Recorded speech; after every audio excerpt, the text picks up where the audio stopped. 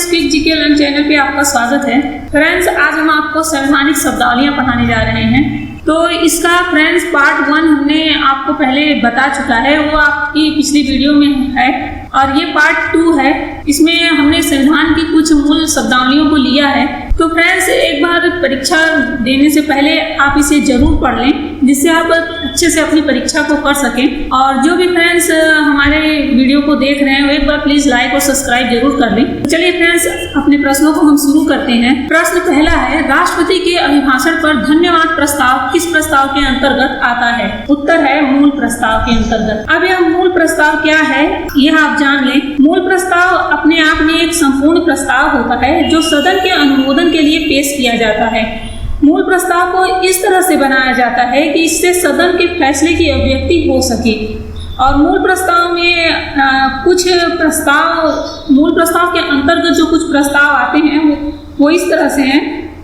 राष्ट्रपति के पहला है कि राष्ट्रपति के अभिभाषण पर धन्यवाद प्रस्ताव, इसमें पहला धन्यवाद प्रस्ताव आता है। और दूसरा है अविश्वास प्रस्ताव।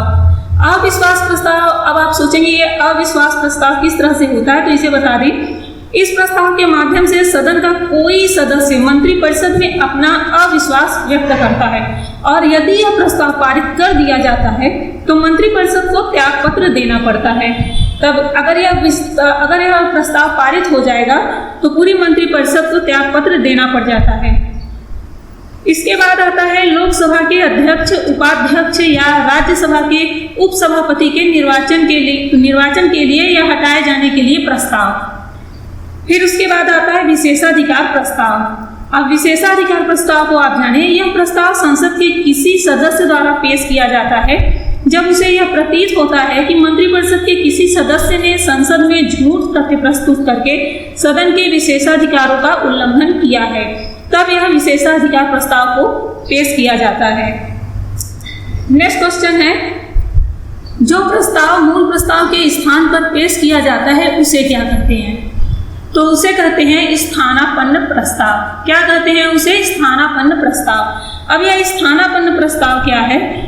जो प्रस्ताव मूल प्रस्ताव के स्थान पर और उसके विकल्प के रूप में पेश किया जाता है, यानी ये मूल प्रस्ताव के स्थान पर एक विकल्प बना के पेश किया जाता है, उन्हीं को स्थानापन्न प्रस्ताव कहते हैं।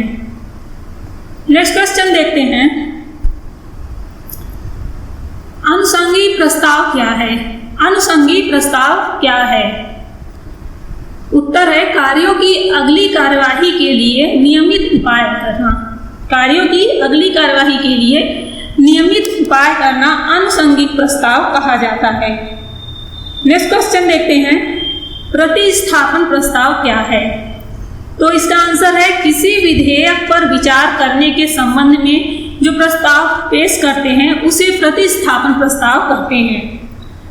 यह किसी अन्य प्रश्न पर विचार विमर्श के दौरान पेश किया जाता है, और कोई सदस्य किसी विधेयक पर विचार करने के प्रस्ताव के संबंध में प्रतिस्थापन प्रस्ताव पेश करता है। नेक्स्ट क्वेश्चन है, संशोधन प्रस्ताव क्या है? यह प्रस्ताव मूल प्रस्ताव में संशोधन करने के लिए पेश किया जाता है। संशोधन प्रस्ताव मूल प्रस्ताव में संशोधन करने के लिए पेश किया जाता है। नेक्स्ट क्वेश्चन देखते हैं,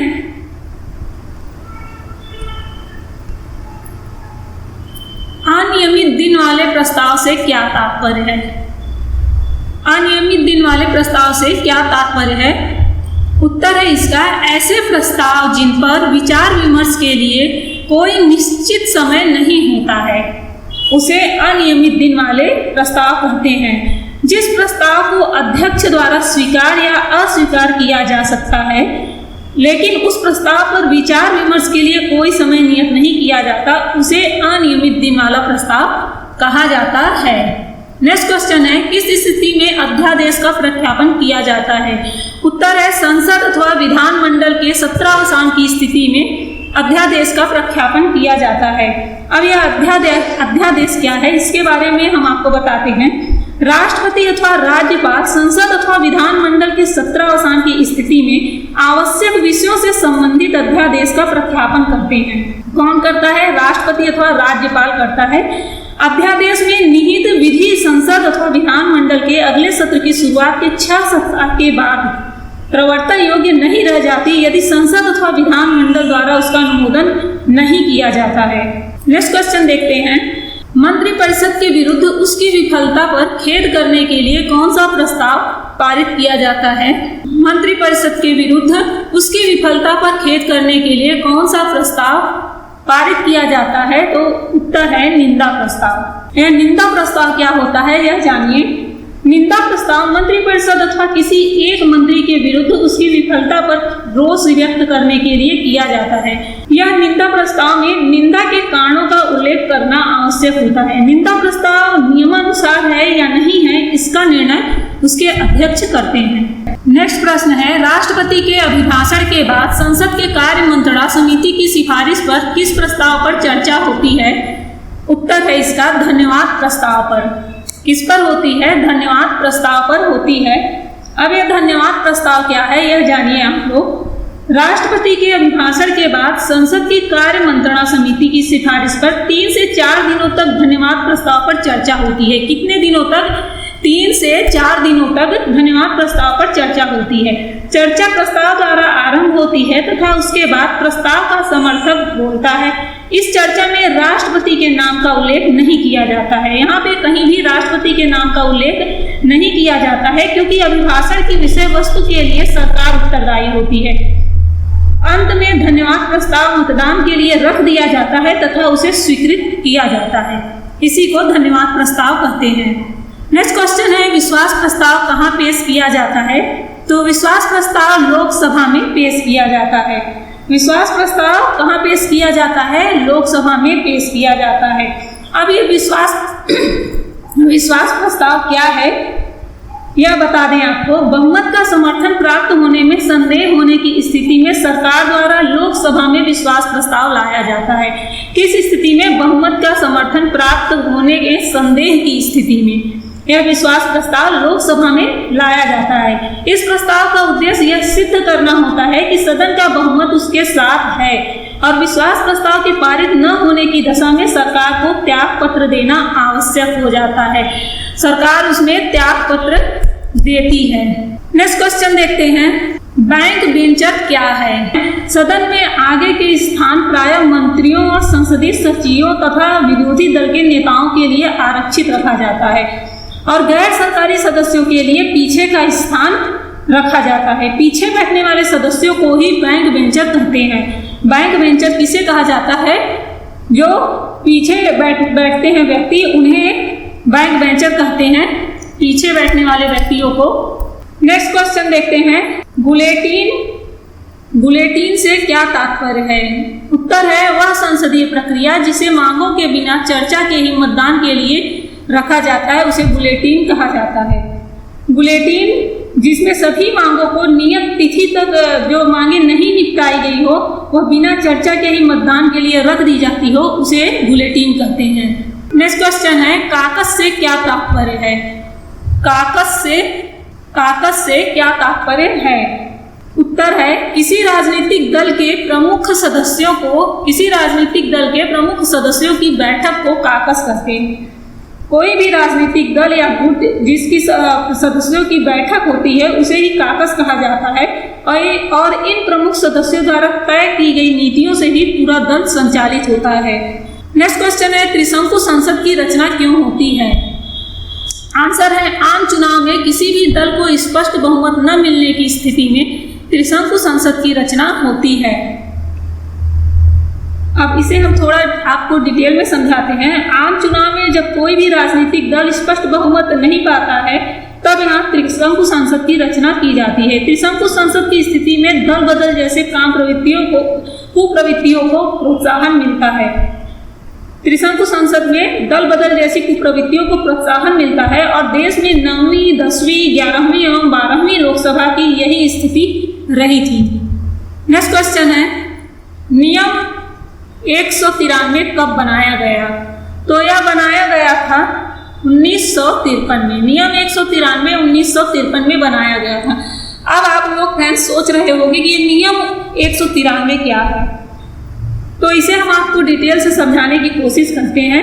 नियम 193 के अंतर्गत सदस्य अत्यावश्यक एवं अविलंबनीय विषय पर तुरंत अल्पकालिक चर्चा की मांग करते हैं। यह नियम 1953 में बनाया गया था और इससे सदन की नियमावली में अविलंब चर्चा के लिए स्थगन प्रस्ताव के अतिरिक्त अन्य कोई साधन सदस्यों के पास न था।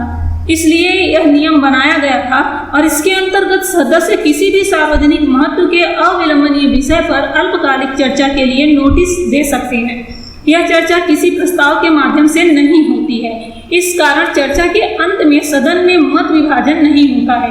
केवल सभी पक्ष के सदस्यों को संबंध विषय पर अपने विचार प्रकट करने का अवसर मिलता है। इसी को नियम 193 कहा जाता है। आपको समझ आ गया होगा नियम 193 किसे कहा जाता है। नेक्स्ट क्वेश्चन है, न्यायिक पुनर्विलोकन की शक्ति किसे प्राप्त है? तो यह प्राप्त है न्यायपालिका को। न्यायिक पुनर्विलोकन की शक्ति न्यायपालिका को प्राप्त है। अब ये न्यायिक पुनर्विलोकन क्या है यह जानिए। भारत में न्यायपालिका को न्यायिक पुनर्विलोकन की शक्ति प्राप्त है। किसे? न्यायपालिका को न्यायिक पुनर्विलोकन की शक्ति प्राप्त है। और न्यायिक पुनर्विलोकन के अनुसार न्यायालय को यह अधिकार प्राप्त होता है कि यदि विधानमंडल द्वारा पारित की गई विधियां अथवा कार्यपालिका द्वारा दिए गए आदेश संविधान के प्रतिकूल हैं तो वे उन्हें निरस्त घोषित कर सकते हैं। इसी को न्यायिक पुनर्विलोकन की शक्ति कहते हैं। नेक्स्ट क्वेश्चन है, गण पूर्ति अध्यक्ष सहित कुल सदस्य संख्या का कितना भाग होता है? तो यह होता है 10वां भाग। यह कुल सदस्य संख्या का 10वां भाग होता है। सदन में किसी भी बैठक के लिए गण पूर्ति अध्यक्ष का कुल सदस्यों का 10वां भाग होता है। बैठक शुरू होने के पूर्व यदि गण पूर्ति नहीं होती है तो गण पूर्ति की घंटी बजाई जाती है। अध्यक्ष तभी पीठासीन होता है जब गण पूर्ति हो जाती है। नेक्स्ट क्वेश्चन है, प्रश्नकाल का समय क्या है? तो सदन में प्रारंभ होने के प्रथम 1 घंटे का समय इसे प्रश्नकाल कहा जाता है। प्रथम 1 घंटे के समय को प्रश्नकाल कहते हैं। अब आप प्रश्नकाल को समझिए। दोनों सदनों में, लोकसभा और राज्यसभा, ये जो दोनों सदनों में प्रत्येक बैठक के प्रारंभ के 1 घंटे तक प्रश्न किए जाते हैं और उनके उत्तर दिए जाते हैं। प्रश्न पूछा जाता है, उत्तर दिया जाता है। इसे प्रश्नकाल कहते हैं, मतलब इसे ही प्रश्नकाल कहते हैं। और प्रश्नकाल के दौरान सदस्यों को सरकार के कार्यों पर प्रत्यालोचन का समय मिलता है। इसके 2 लाभ होते हैं। एक तो सरकार जनता की कठिनाइयों एवं अपेक्षाओं के प्रति सजग रहती है और दूसरा लाभ है इसके दौरान सरकार अपनी नीतियों एवं कार्यक्रमों की जानकारी सदन को दे सकती है। नेक्स्ट क्वेश्चन देखते हैं, व्यक्तियों के ऐसे समूह जिनके हित समान होते हैं वे क्या कहे जाते हैं? तो वे दबाव समूह कहे जाते हैं। व्यक्तियों के ऐसे समूह जिनके हित समान होते हैं उन्हें संसदीय शब्दावली में क्या कहा जाता है? तो उसे दबाव समूह कहा जाता है। दबाव समूह ये एक ग्रुप में अपने हित के लिए शासन तंत्र पर विभिन्न प्रकार के दबाव बनाते हैं। नेक्स्ट क्वेश्चन है, पंगु सत्र यह व्यवस्था किस देश में लागू है? तो पंगु सत्र यह व्यवस्था अमेरिका में लागू है या सिर्फ अमेरिका में लागू है। यह एक विधानमंडल के कार्यकाल की समाप्ति तथा दूसरे विधानमंडल के कार्यकाल की शुरुआत के बीच में संपन्न होने वाले सत्र को पंगु सत्र कहते हैं। किसे कहते हैं? एक विधानमंडल के कार्यकाल की समाप्ति और दूसरे विधानमंडल के कार्यकाल के शुरुआत के बीच के काल को जो संपन्न होता है सत्र, उसे ही पंगु सत्र कहा जाता है। और यह व्यवस्था सिर्फ अमेरिका में ही लागू है।